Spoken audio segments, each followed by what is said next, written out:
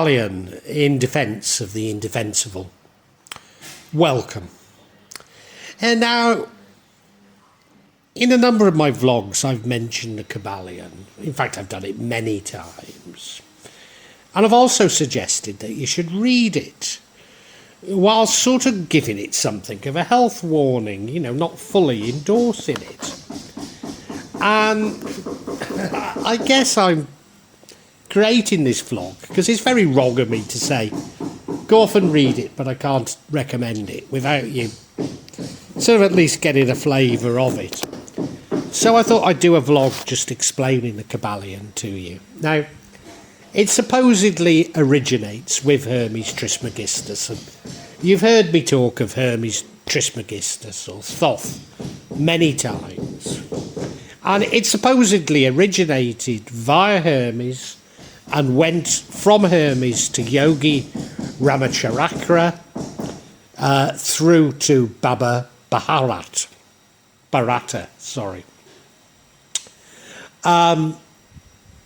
In 1908, it was written, and it was actually accredited to the three initiatives.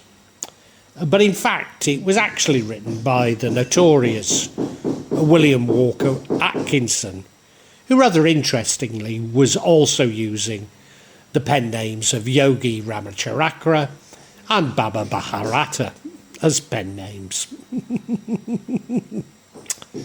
Yeah, exactly.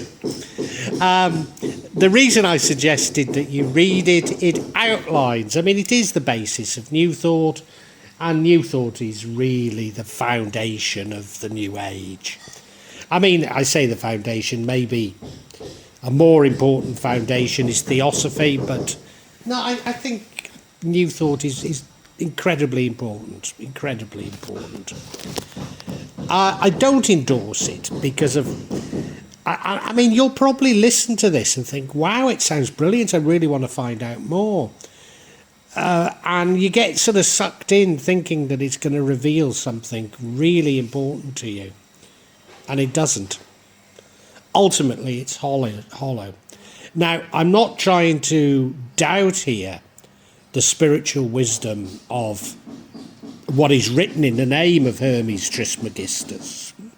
You know, I'm perhaps doubting if Hermes Trismegistus really existed. But certainly things like the Emerald Tablets, I hold in absolutely the highest regard. So I'm not wishing to, doubt the Emerald Tablets and what is really purported to be Hermes Trismegistus. As I say, I somewhat doubt the provenance of some that's written in his name. And unfortunately, the Kybalion, it's become very trendy amongst magicians to rubbish it. And I'm sure they did like me. They read the Kybalion and they went through it thinking they were going to get something from it. And they didn't. Indeed, they probably believed it was some sort of a grimoire that was going to reveal to them some wonderful magical truths and magical practices. And it doesn't. But as I say, it's the basis of the New Age, and therefore I think it's invaluable. Indeed, I'd go further than that and say it is the background to many of my beliefs, whilst I ultimately recognise many of its shortcomings. As a mystic, it does explain some principles of mysticism, but they're repackaged in a very commercial way. And I think that's the basis of my concern, along with the downright deception about the authorship and its sources. It's written about 7 principles, which I will describe, and these 7 principles are on 3 planes, the planes of the physical, the mental and the spiritual. And now I've taken a few liberties in my description in incorporating some more recent New Age interpretations of it, and that's simply to make it seem a little less hollow, a little more comprehensible. Unfortunately, what I'm doing is taking it even further away from any ancient or Hermetic origins that it might have.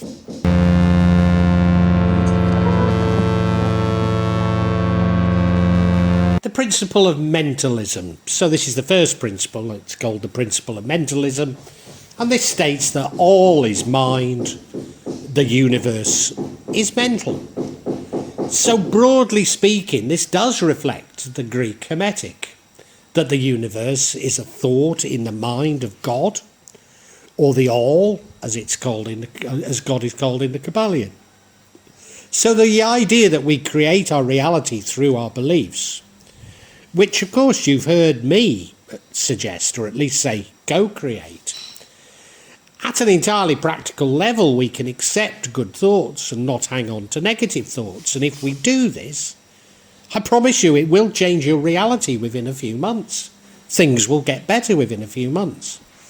So our perceptions do really colour our reality. If we can find inner tranquility and happiness, then our world is tranquil and happy.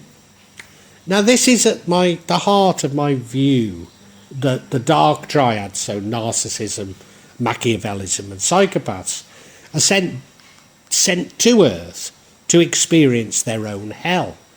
Because of course, if they see everybody as untrustworthy, then the world is untrustworthy, as their experience is solely their perceptions. So to an empath, maybe this world is heaven. Maybe. Maybe that means I'm not an empath, because I'm not certain it's heaven. But I try and see it that way. Solidity and tangibility is just a way of our minds interpreting things. They're not, materialists will argue that's solid, that's tangible, but they're not. It's just a way of our minds interpreting things. Our view of materialism, the solidity of reality, is simply our interpretation of energy, because everything is energy. Maybe also I suggest in my vlog The Matrix that we are a mind conscious within a dream. The principle of correspondence, as above, so below. So below, as above. This principle embodies the truth that there's always a correspondence between laws and phenomena of the various planes of being and life. So this links the planes, the physical, the mental and the spiritual. It also links the macro to the micro, that the atom reflects the universe and the universe reflects the atoms, that particles are made up of empty space, just as the universe is. I've heard people that argue that parts of the bodies indeed correspond to the cosmos. And you won't have to do that much searching to find somebody stating this on YouTube. You have free will and we manifest our personal and collective reality. So our personal reality has been translated as within and so without. Everything on the outside reflects what we have on the inside. So reality is subjective as we create our own reality. If we're untrusting of others in our outer world, then our inner world untrusting of others in our inner world, then our outer world is full of untrusting people. And this combines, of course, this principle with the last one. Just as I've argued that I'm creating the black magic that others have conjured up against my family and I. But isn't this the effect of black magic and narcissist abuse to make us less trusting? And if we're less trusting, then we create, for want of a better word, less luck or more problems. If we work on our inner, then we can heal ourselves. But the amazing thing is that we can heal others. This also means that the laws of nature and the limits of nature apply to all levels. As above, so below. The micro and the macro. But you can see how these concepts, and herein lies my critique, have become commercialised into the law of attraction. Now, as I've said before, I'm not saying the law of attraction doesn't work. It, broadly speaking, does. But it's something that's completely stripped out of all sort of political context. It sort of pathologizes the problems of the world upon the individual. But worse still, people just flagrantly make money out of promising it'll do the most incredible things, which it most certainly won't. Good though it is.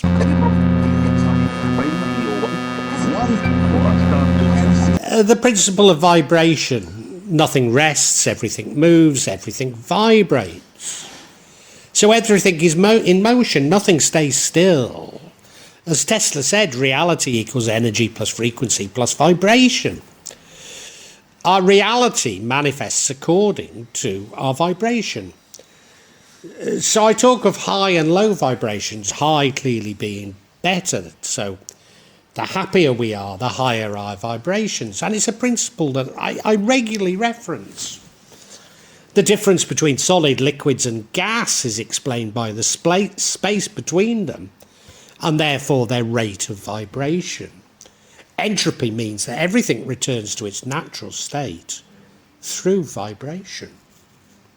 The electromagnetic spectrum involves vibrations at different wavelengths, some of which, of course, we can't even see. So our mental state creates vibrations which influence ourselves but can influence others, and this is known as telepathy or induction. But also that means that the obverse is true and that we can be influenced by others. Indeed, I've hypothesized that this is the real basis of magic, or certainly the real basis of black magic.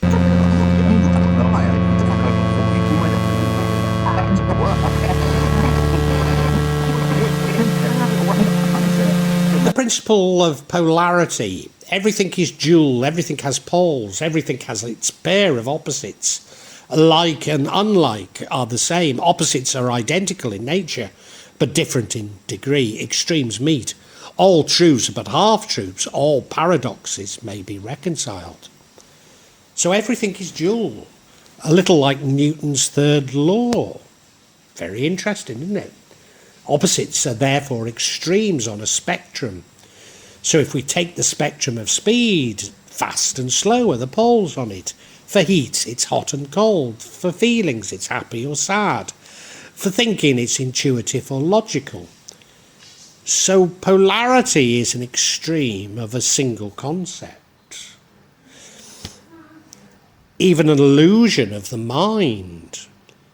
So we can become aware of our moods on these scales, and therefore once we're aware of them, we can do something about it. In other words, we can stabilize them. The swing from one pole will be matched by the swing to the other. So we're constantly in these swings like a pendulum. We can settle this down. We all have different levels of tolerance for this polarity.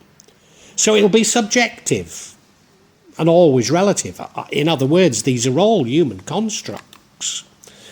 In the Kabbalion, it says that all paradoxes will be reconciled, so we cannot see things in absolutes or make assumptions. Indeed, it says all truths are half-truths. And this has helped me to accept the contradictions between the paradigms that I shift between. It used to be the materialist and the spiritual. Now it's not quite the materialist, but something a little bit more materialist than the spiritual. Or maybe I shift between submission and believing that I'm co-creating. The Kabbalion suggests that we can transmute hate to love, both in our mind and those of others. Now I have to say, this is something I've tried for many, many years. And whilst I can transmute hate to love in my own mind, maybe I have done it with others, maybe I have. But where it's really persistent, I've not been able to. And in the end, I've decided to submit to the universe. So these are the paradigms that I talk about, the submission or the co-creation paradigms.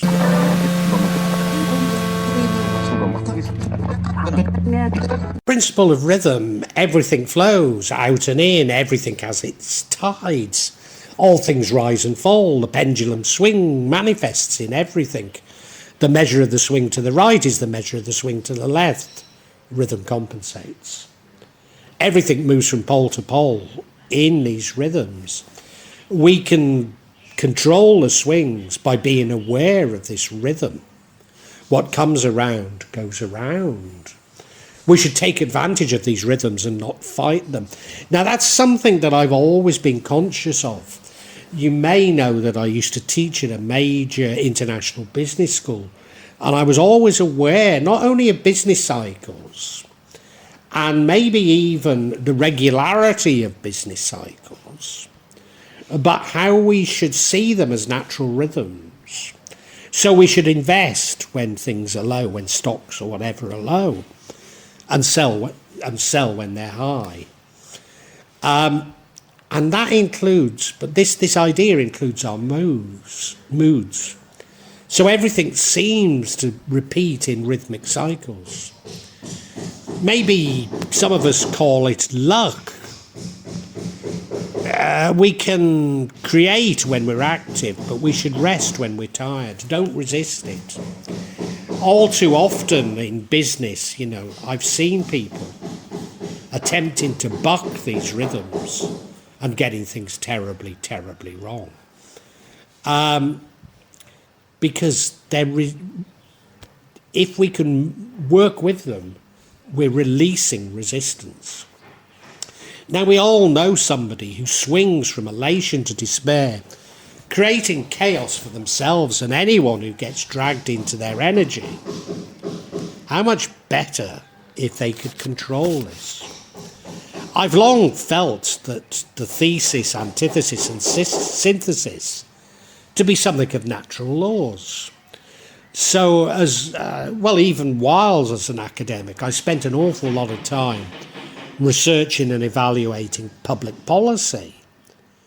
But it seemed to me that programs were being invented to resolve the problems created by the last. The principle of cause and effect. Every cause has its effect. Every effect has its cause. Everything happens according to law. Chance is but a name for a law not recognised. There are many planes of causation, but nothing escapes the law. Everything has cause and effect. Yes, there are many planes of causation. Things don't happen by chance or coincidence. Sometimes they seem obscure. For example, in chaos theory, the butterfly flapping its wings causing dramatic climate, thousands of miles away. But remember to be patient.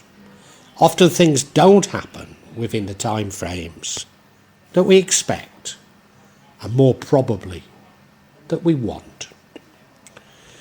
We don't need to be at the whim of others' wills because we can put up boundaries. Again, that's something I've put a vlog on, where we see boundaries. It's called boundaries as protection from black magic. And of course, boundaries are very important within the self-help movement. And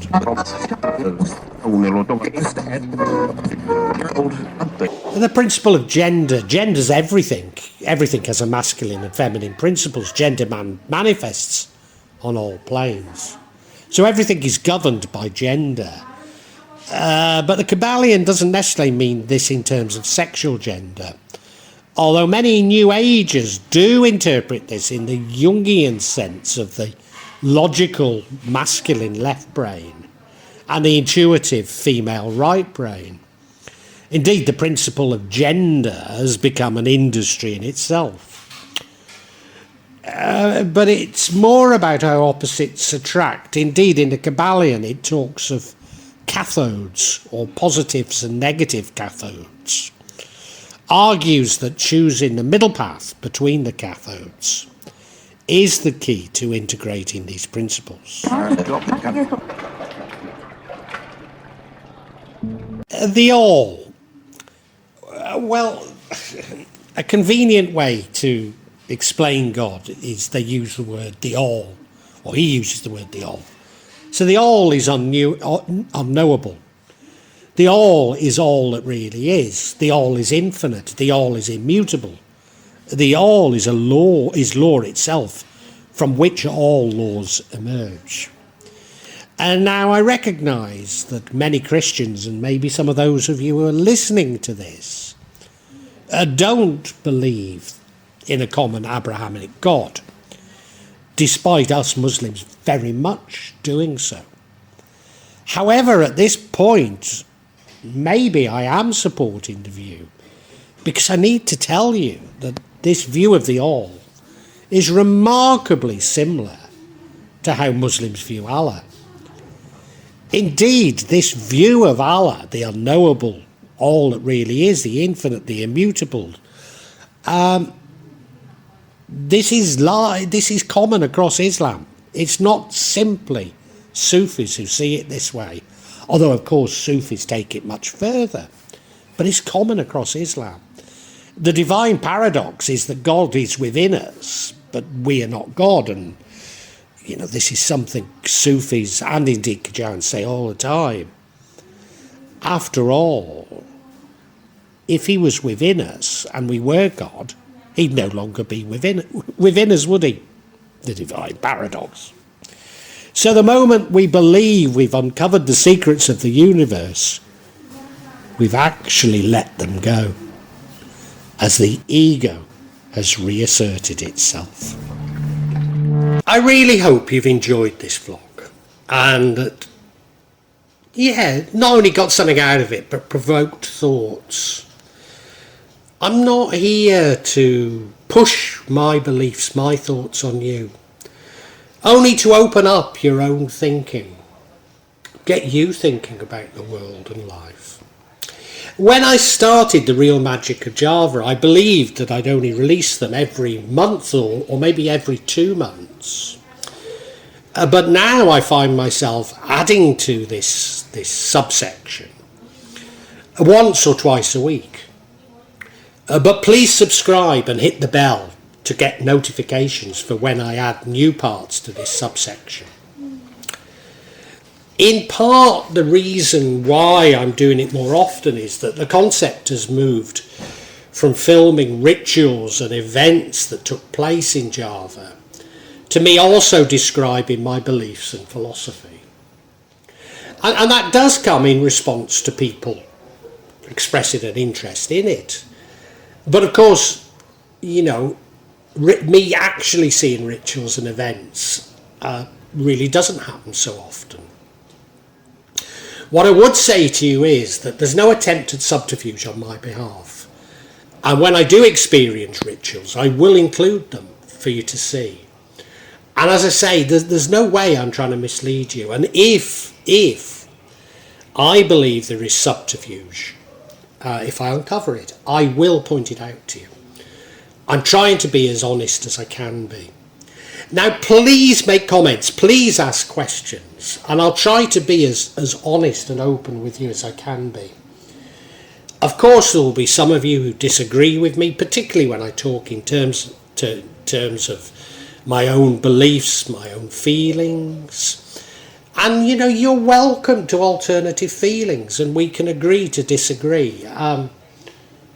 Sometimes I find that people on YouTube can be unnecessarily attacking and aggressive, and at times I don't restrain myself enough, and I apologise, but it's not my intention to put anybody down. I know what I talk about can be emotive, and it can be challenging to your beliefs, but I'd love to enter an open discussion, a heartfelt discussion, but unfortunately, I often come across things that are, especially when people quote the scriptures to me, I've just no idea where it takes us, Because I'm speaking from the heart, I mean, sorry, if you want to quote the scriptures at me, do so, but it doesn't have much impact on me.